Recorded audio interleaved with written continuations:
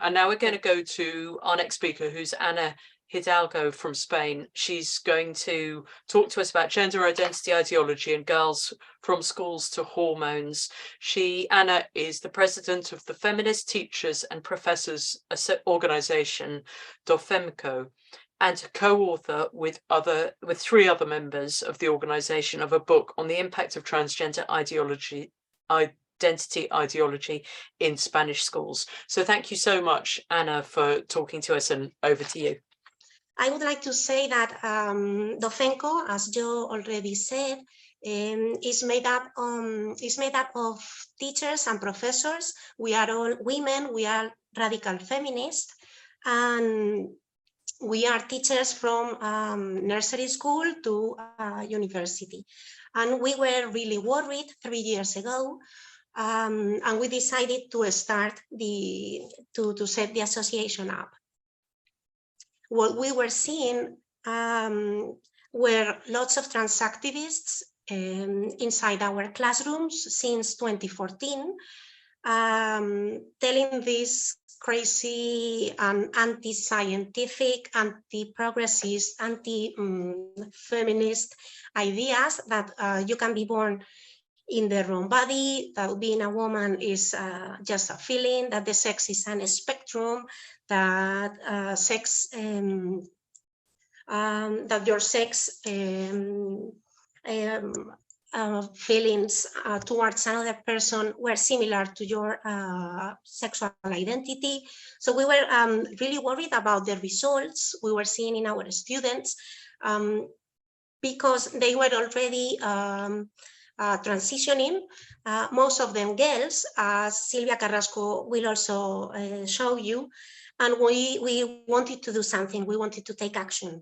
The first big action we had was a press conference in 2021 in February, in which we showed all those ideas, how they were entering in schools. It was a really big success. We were also supported by the Confluencia del Movimiento Feminista, that is the big platform in which all the associations, the radical feminist associations, are in. And it was a big success. There were many journalists. However, we didn't reach the public. You know that there is a lot of silence. So we know that many journalists know what is happening, that at least is something, but we couldn't reach to the public. The second big action we had was in November 2021. For 3 days, we had a congress, an international congress, in which along 3 days we talk about professors at university telling what they were seeing. In fact, today on the chat, I have seen Kathleen Lowry, that was one of the professors talking, Juana Gallego, that is also there from Barcelona. We have 3 main conferences from a professor, Silvia Carrasco, from a teacher from secondary school that was on my behalf, and another one from Alicia Boluda, that is one teacher in DOFEMCO, that talk about what was happening in families and in kids in the schools. No? In total, we had 44 testimonies that were really, really hard to listen to, really hard. How teachers are persecuted, how students are transitioning, how girls don't feel comfortable in toilets, you know, all this that is going on inside. So it is in YouTube, in our channel, in DOFEMCO, and you can see it with subtitles in English. And we had testimonies from all over the world, from Brazil, Canada, Sweden, the UK, Mexico, Argentina. I mean, we try to gather as many testimonies to see that this is international and it is happening everywhere. No? Then last December, on the 16th, DOFEMCO also went to the Congress in Spain. You know that they have the Congress has passed the trans law that is going to be like the umbrella for the rest 44 laws we have already functioning here in Spain. And even if we couldn't talk in the plenary session, we weren't allowed. We had a room in which we had an experts conference, so to say, where politicians could go and be there and have some ideas about what is the reality, what is really happening. And I think it was also a big success, because even if we couldn't go to the plenary session, at least we could have our, the right to be there. In a democracy, we have the right to go to the Congress to talk, and there we were. So with all this information, we were able to release last November the 3rd, our book that is called Co-Education Hijacked, and the subtitle is Feminist Critique of the Penetration of Transgender Ideas in Education. The prologue writer is Gemma Lienas, that is a radical feminist woman, is also a politician who has as the main aim girls' and women's rights.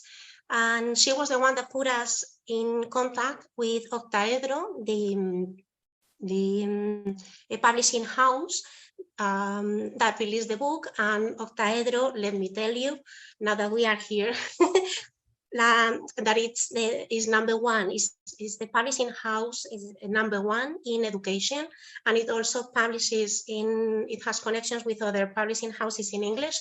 So we hope that being here 300 women is like a way to show that there is a lot of interest having the book translated into English.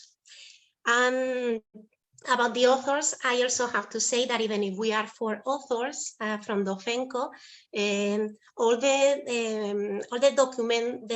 data, the research, all our experience is not from the 4 authors. Is about all the experience and the supply of documentary data from all the teachers in Dofenco.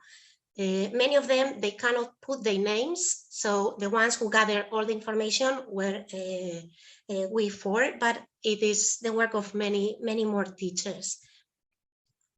About the title, it's a pity, but well, you know that once students could study together, mixed education, we call that a co-education, but once students were in the rooms together, in the classrooms together, at least in Spain, there was a shift, a turn of the term, and we call it co-education to the feminist agenda that has co-education as the pedagogical key, the pedagogical resource to eradicate sexism, androcentrism in the curriculum, sexual stereotypes, and violence on women in schools. Okay, so when we talk about co-education, we are talking about the feminist agenda to eradicate patriarchy.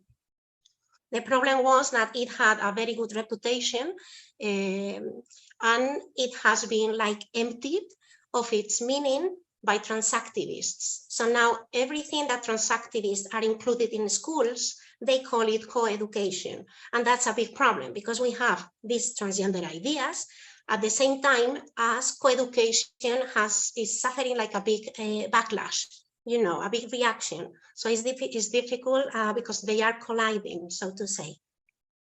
That's why the title is that one. Our main aim was, first of all, to denounce and to put all our knowledge on paper.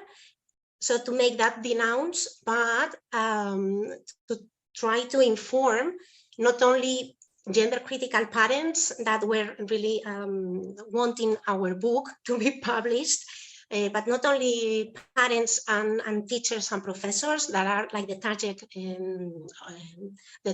readers, but also society in general, and also politicians. Okay, also politicians. So the reception is being, I mean, we are really, really happy. It is selling smoothly. But it's true that if you go to a library, any library or bookshop here in Spain, you have to wait 10, 15 days because they tell you that the book is not on the shelves. So they don't want to be boycotted.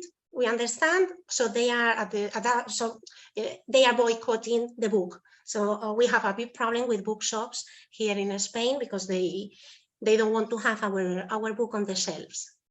But we know that it is selling, and even in Amazon, we see lots of really good remarks and commentaries, and well, that's the reception. So I'm going to tell you a little bit about the chapters. So the first one talks about what I told you about coeducation, how it has been like emptied, but giving like a very, very broad idea, because we imagine that the problem with a gender critical parent is that they are going to know what is going on the schools, but first they need to have like what we already have as radical feminists, that is the big picture, no? To see all the problem in all its dimension.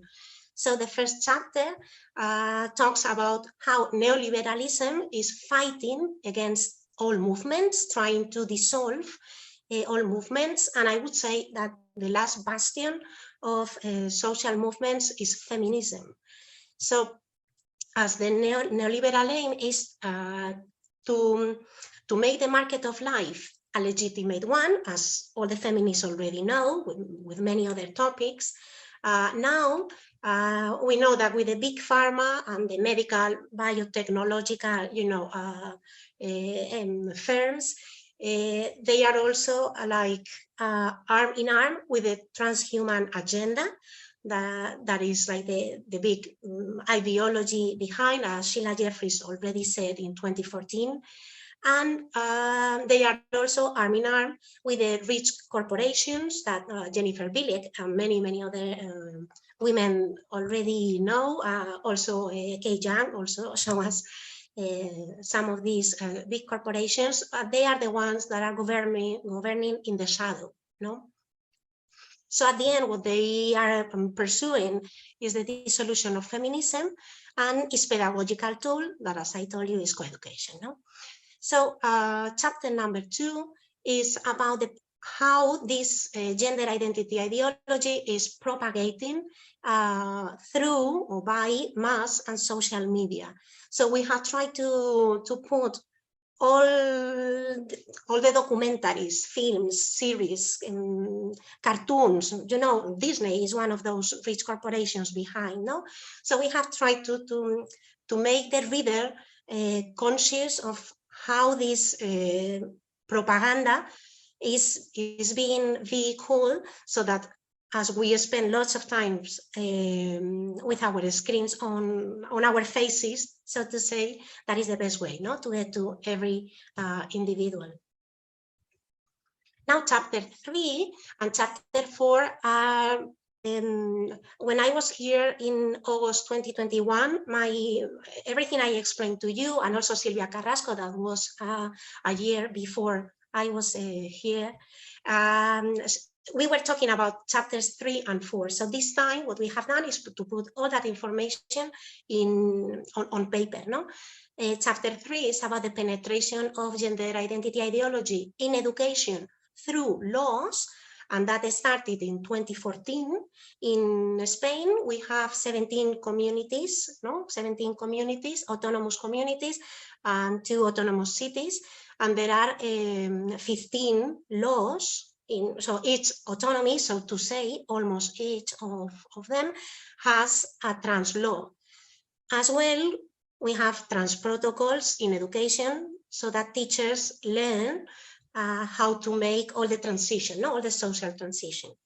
So in chapter 3, we have all these protocols studied thoroughly. So it's amazing the way it is presented, because you can see that it is an international agenda, but also if you compare each of the protocols in Spain in the different regions, they are the same, no? They say the same. Even if the politicians who have passed them or presented the protocols to be passed were from the right, the left, nationalists, whatever, it doesn't really matter, no? And then we also make we also try to show how this legislation collides with the international legislation that protects girls and women, and all the educative laws that protect or should protect women and girls that are now like water paper. I mean, they mean nothing if we have these gender identity laws. In chapter 4, we see how the protocols tell us in schools which is the adaptation, no? How we have to adapt. The centers in the curriculum, we already have the gingerbread, for example, is already in books. All the contents have to be trans inclusive. The toilets are mixed in most schools, and how teachers, we are being instruments, just mere instruments, to try to identify and create new trans kids. We have to accompany them and to adapt the center so that the students feel comfortable. And if you don't do it, you are going to be, well, you know, or silenced, or you can even lose your job. No, as we saw in the International Congress in 2021, we had a teacher from Sweden that lost her job because she didn't want to call they to students individually instead of he or she. The school protocol wanted her to say that, and she said no, so she lost her job. And we also had 2 teachers from the United States who also lost their jobs because they didn't want mixed toilets in the school, and they were complaining, so they lost their jobs. Sorry. Chapter 5 is about the impact of gender identity ideology on students, and the way all these transgender ideas penetrate in students in schools, and how students are inducted to be trans and captured by a sect, because they are a sect, no, a cult. So here you have one of the photos of the images we have in the book, in which we can see the spectrum. So I would like you to think that you are 12, 13, that you are there in the school, and how the process works. No, here you can see it in the blue circles. So first of all, they are going to tell you, that there is like a big spectrum. So they are going to dissociate you, your brain. They are going to dissociate you from your body, and they are going to tell you, this is the spectrum, and you can discover in which place you are. So there is no binarity. So look and search where you are, and then you are going to feel that you are going to make a transgression. You are not really male or female. And then the last step is the awareness of the oppression. Now you are going to be in the group that is the most oppressed ever group in society. So we also include in the chapter how these transgender activists don't talk at all about detransitioners, and they don't talk at all about hormones and blockers and the harm, all the harm they are doing to our kids. In chapter 6, we wanted to talk as well parents, gender critical parents, so showing the impact of gender identity ideology and the protocols on families. So as we understand it, there are 2 options. If you are a mother or a father, and the school, the counselor tells you that you have a trans kid, you can, I mean, if you don't know about about anything of trans activism, you will receive a leaflet, no, a brochure about a trans activist family group or association, and there you are going to be captured, converted, and most of these families spread these ideas in schools. They become trans activists, no? And the other option, if you have doubts or if you directly say no, well, you can, the school can open can think that, I mean, they can tell you that you can go to jail directly. We have some cases, and we open the chapter talking about one person that is already in jail in the USA. And the problem is that if you are gender critical, you as a father or a mother, you have to know that there is a trans family that is going to substitute you in social media. So they are going to try to steal your kid, no? So we thought that it was important as well to show that. And we finished the chapter talking about gender critical families associations, for example, Partners for Ethical Care, that I saw Janet Cooper in Kijan's presentation in the video. She was also one of the testimonies we had in the Congress last year. And we also talk in the book about Amanda, that is the Spanish Gender Critical Parents Association.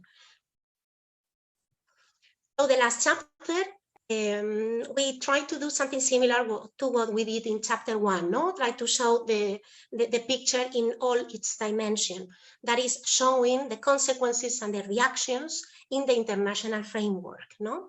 How feminists have been persecuted in many countries, how teachers have been also persecuted, how the trans are joining together, and they are the most important voice.